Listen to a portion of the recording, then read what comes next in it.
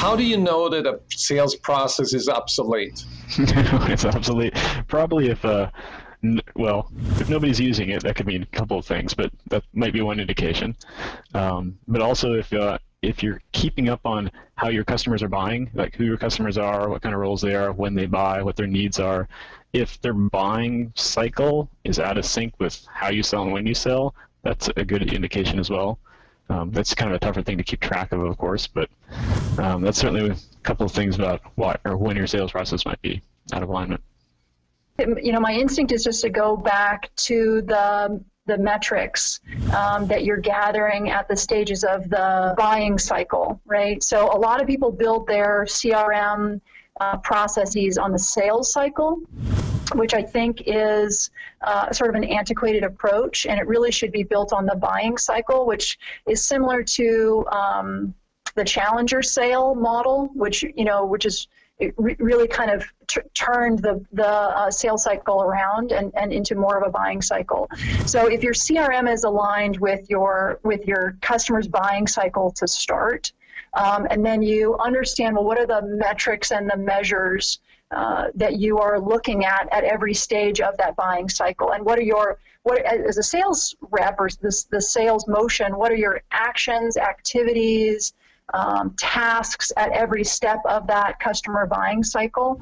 And then as learning professionals, then where we step in is say, for each of those metrics and measures for those stages of the cycle, what are the competencies and the skills that we're trying to teach our sales reps, and how do they drive those metrics? And then making sure that we can make a connection between the skills and the competencies that we teach with the measures of every step of the sales cycle or the buying cycle, whichever your company sort of uses. So up front, during prospecting, you have, prospecting skills class, discovery skills class, things like that. And you're measuring, conversion rate and early stage pipeline and things like that. And so you're just making sure there's really tight alignment with every step of the buying cycle. And I think that that's the greatest value that we bring as learning professionals, is sort of bringing that level of discipline. Sales operations can bring the sales cycle or the buying cycle, and then we bring sort of that competency, metric, and skills and activities and learning alignment with all those stages across. Do you ever bring customers into your company and have them explain how they want to be sold? Oh, yeah, absolutely. Yeah. That's automatic. It's sort of a quarterly process that's built in. We get win-loss reports. There's a separate team here that interviews customers that bought and customers that didn't buy. And it's actually an external third party. Then we get a quarterly report.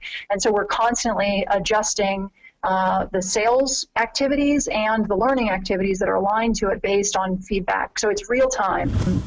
I think one of the greatest challenges is the concept that enablement is ongoing, that it never ends.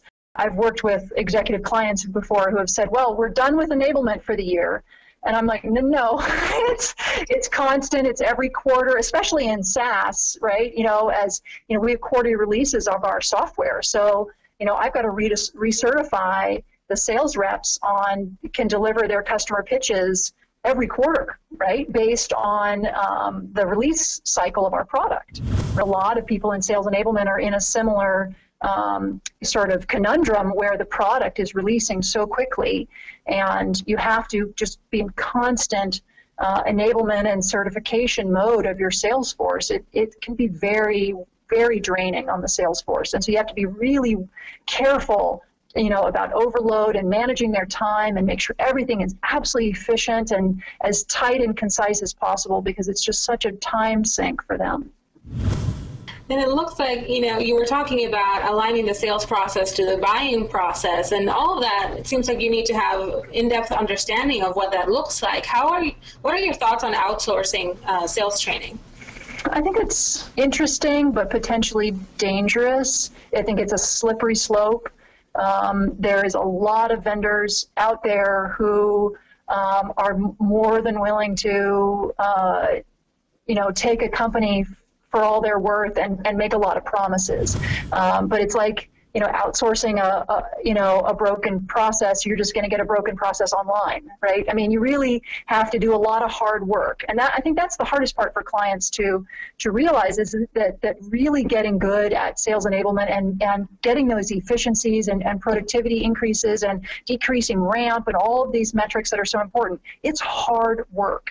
And they need to make the commitment of putting in the time and getting everybody together in a big room and having a big tent meeting to work through these really hard issues.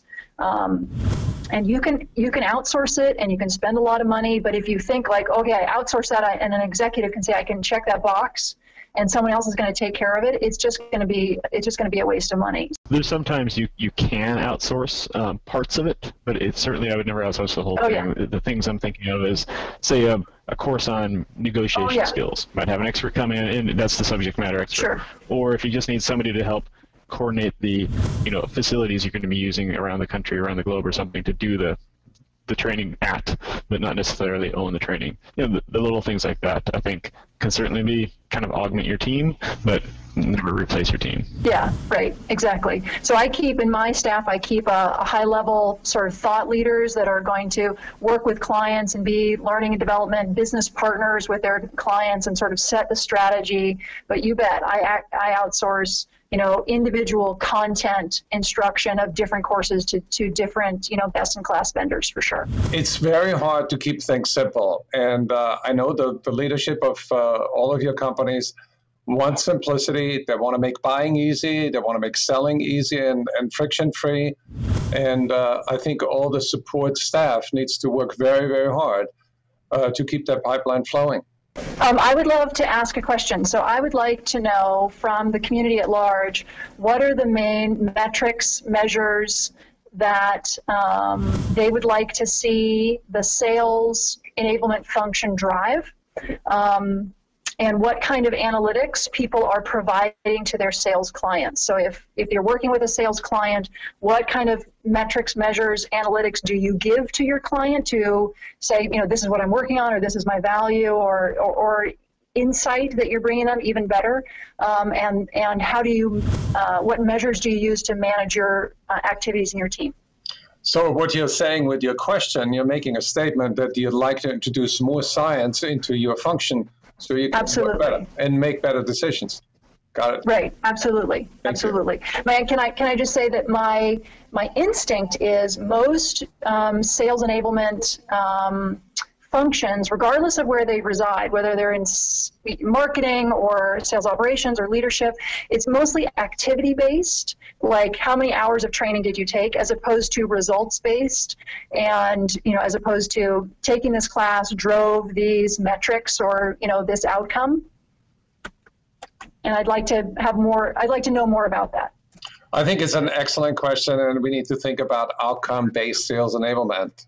Sure. I think I have a question, and that's really around the tools for a salesperson to kind of discover the content when they need it at the right time during the sales cycle. So what works best for people? Is it an email, or is it something like Yammer or Chat, or is it something an internal portal?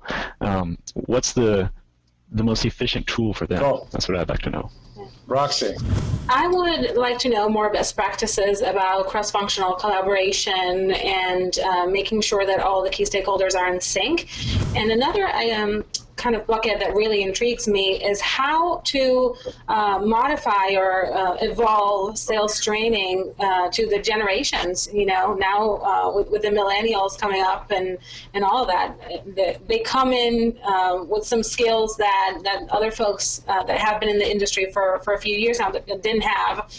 So how do we need to adapt the enablement function to fit with that crowd? I also have a question. I'm sort of mystified by the ideal, which is how can we harvest the collective intelligence of a sales organization? It sounds so promising, but I see more dysfunctional sales organizations than functional. Unfortunately. Yeah, unfortunately true. Well, on that cheerful note, I'd like to thank everybody. Good, thank you, Gerhard. I want to thank, of course, Gerhard, as well as Brian and Jenny for holding hands through this. I think these little brainstorming sessions are extremely useful and are going to generate a lot of talk, and we can all learn from all those discussions. So thank you guys, and more to come. Stay tuned.